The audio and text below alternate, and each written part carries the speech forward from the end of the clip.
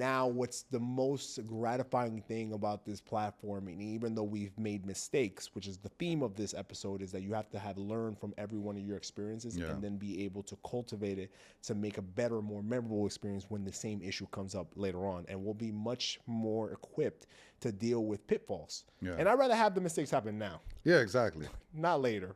Right? When we actually have maybe a big obligation. People or a bigger audience, or people that are pointing out the mistakes and things like that. So it's like, this is our training ground. This is where we learn. And I think it quickly applied to this weekend where we were diligent on like, hey, this is what we need. And we have to make some tough decisions about that too, right? Because sometimes, like I said, you can't sacrifice the standard. You can't sacrifice the quality. And how we do everything on each one of these episodes, and as we've gradually increased the quality of the episode as we've continued to grow and mature, has been apparent in our production. You know, we've been getting better with our cadences. Me and Mike at the beginning, when we did our first guest, we were trying to fill each other out. It was like putting two superstars on the same team and just be like, who's the ball handler here? Who's taking the last shot? Like, so now I think we've built a really good cadence, and we still have a lot to learn from one another. But even having these conversations, we all know that I was dominating conversation. That wasn't fair to Mike. But we had to. Honestly, so it's funny. Like, people say that, and I'm somebody, like, we were talking about studying film earlier.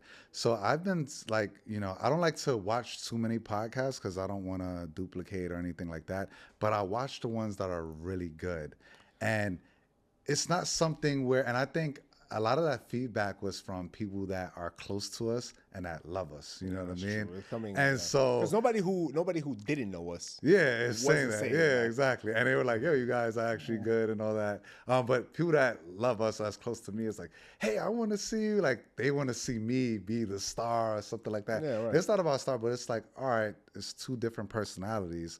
Like, you know, how do we blend? How do we mix? And on certain topics, it's you might dominate it versus I might dominate it. You know. And I think people don't really understand that, because honestly, I got some of that feedback even from people from my end, right? Like saying like, you know, it needs to be more of an equal exchange. And I told them that's not really the right way to think about it, because on any team, there's contributions depending on the situation. Exactly.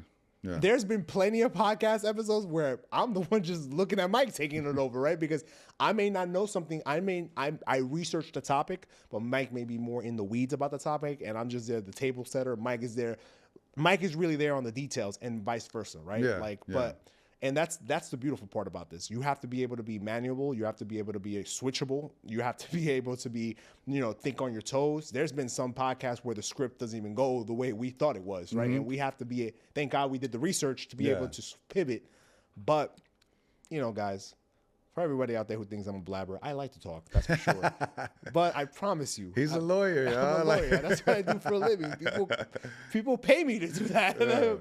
But Mike has a lot to say. Mike actually comes up with a lot of good ideas. A lot of our good ideas on this episode, on this podcast, is because of Mike. So a lot of things you don't see on here doesn't mean that's not happening in the background. Right. So like, no, whether it's doing a Twitch, whether it's like IG Live, whether it's to like do more of the promotional stuff, that's coming from the guy across from me right here, right? Like I do a lot of the boring stuff, like a lot of the reading that Mike doesn't want to do. And he just looks at me and tells me, "We good to sign?" All the contracts and all. I'm like, "I trust you a lot." I'm like, "All right, it's good to go." Mike goes and says, "Yo, we good to sign? We good to sign, baby. Let's go."